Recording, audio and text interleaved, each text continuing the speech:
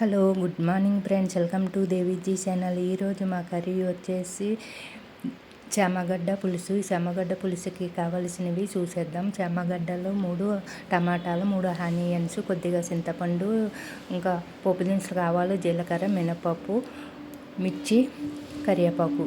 ముందుగా చామగడ్డల్ని ఉడకబెట్టుకోవాలి.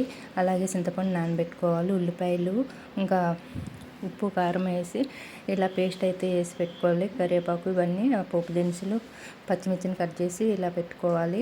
అన్నీ రెడీ చేసి పెట్టుకున్న తర్వాత ముందుగా ఒక గిన్నె తీసుకొని స్టవ్ పై పెట్టి సరిపడా ఆయిల్ అనేది వేసుకున్న తర్వాత మనం కట్ చేసి పెట్టుకున్న పచ్చిమిర్చిని, పోపు దినుసులని అన్నీ వేసి ఆయిల్ వీటెక్కిన తర్వాత ఈ పోపు దినుసులు, పచ్చిమిర్చి అన్నీ వేసి వేయించుకోవాలి. అవి వేగిన తర్వాత మనం ముందుగా మసాలా రెడీ చేసి పెట్టుకున్నాం కదా, టమాటా ఇంకా ఆనియన్స్ అన్నీ ఇలా పేస్ట్ కింద రెడీ చేసి పెట్టుకున్నాం కదా, అందులో వేసి వేయించుకోవాలి. ఇది వేగినట్టు చూసినగా ఆయిల్ పైకి తేలుతుంది కదా, అప్పుడు చామగడ్డల్ని ఉడికించి పక్కన పెట్టుకున్నాం కదా, అలా గడ్డల పలంగానే వేసుకోవచ్చు. లేదంటే ఇలా నేనైతే కట్ చేసుకున్నాను కొంచెం చిన్నగా. ఇలా వేసుకుని ఒక క్షణం వేయించుకోవాలి ఫ్రెండ్స్. ఈ మసాలా అనేది వేగేంత వరకు చామగడ్డలు వేసి వేయించుకోవాలి.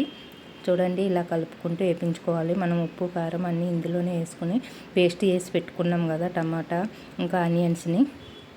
ఇప్పుడైతే మనం ముందుగా చింతపండుని నానబెట్టి పక్కన పెట్టుకున్నాం కదా, ఇలా ఇది వేగిన తర్వాత ఈ చింతపండు రసము ఇందులోకి వేసేసుకోవాలి ఫ్రెండ్స్.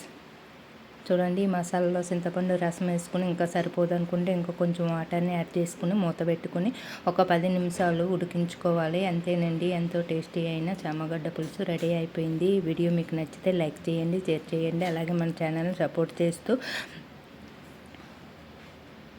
సబ్స్క్రైబ్ చేసుకోండి. మీకు నచ్చితే ఒకసారి ట్రై చేసి